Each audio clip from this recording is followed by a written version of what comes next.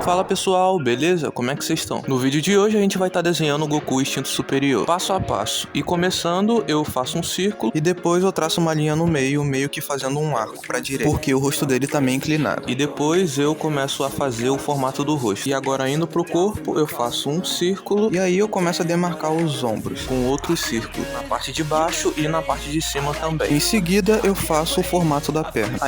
Aí sim eu começo a dar forma aos braços, fazendo as linhas pra saber como é que o braço tá posicionado e fazendo outros círculos pro cotovelo. Aí depois você vai fazendo os músculos, definindo eles, colocando os detalhes e tudo mais. Por isso que é importante você fazer o esboço. Imagina desenhando isso daí à mão livre, sem nenhuma estrutura. Tem até gente que consegue fazer à mão livre, só que imagina se fosse criar a posição de cabeça. Seria muito mais fácil você fazer isso tendo uma estrutura bem definida. Então eu sugiro que vocês treinem mais esses bonequinhos aí sem detalhamento, pra você saber a proporção e tal. Treinem bastante as estruturas do seu desenho, vai por mim, isso é bem importante. Aí depois eu fui pro rosto, começando a colocar os detalhes. Eu comecei fazendo a boca e depois o nariz, a forma como eu geralmente faço. A boca e o nariz e depois os olhos, nessa ordem. Aí depois eu comecei a fazer as mechas do cabelo. E não se preocupe em deixar o desenho exatamente igual ao da imagem de referência. Eu cometia muito esse erro de me preocupar demais e querer deixar o desenho igualzinho da imagem original. Isso mais me atrapalhava do que ajudava. Então, quando você for fazer o desenho, não se preocupe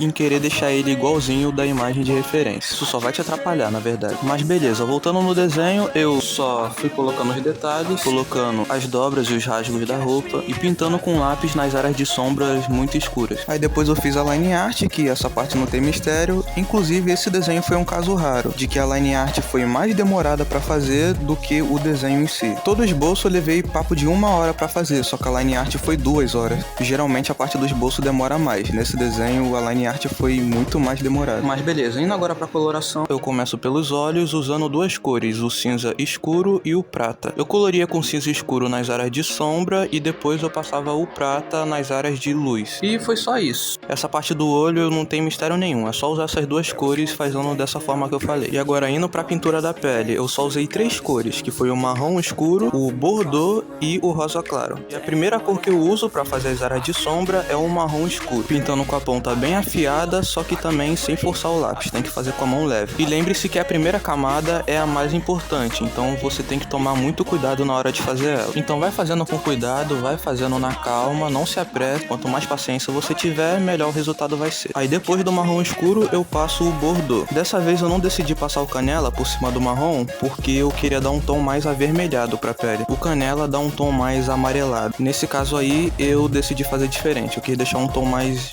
de vermelho, mais avermelhado. E por último, eu, pra mesclar tudo, usei o rosa claro. E essa parte não tem mistério, você vai passar o rosa claro com uma certa força por todas as áreas de sombra que você fez. E nessa hora você precisa se certificar de que os pontos brancos da folha vão sumir. E eu também passo o rosa claro nas partes de luz da pele. Porém, não é pra você colorir tudo, tem algumas partes de luz que você vai deixar em branco, você não vai pintar. Tipo aí na bochecha, que tem uma parte de luz que eu não pintei. E são esses pequenos detalhes que vão fazer a diferença no resultado final do seu desenho. Então, quando você estiver fazendo, priorize os pequenos detalhes também. Pode parecer que não vai fazer diferença, mas vai, confia em mim. Faça os detalhes, não ignore eles. Indo agora pro cabelo, eu só usei 2 cores, e foram as mesmas cores que eu usei no olho, o cinza escuro e o prata. E a forma como eu fiz foi a mesma da dos olhos. Eu comecei com o cinza escuro, pintando todas as áreas mais escuras do cabelo, com a ponta bem afiada, só que sem forçar o lápis. E praticamente eu pintei com cinza escuro o cabelo inteiro. E depois do cinza escuro, eu venho com a tonalidade mais fraca, que é o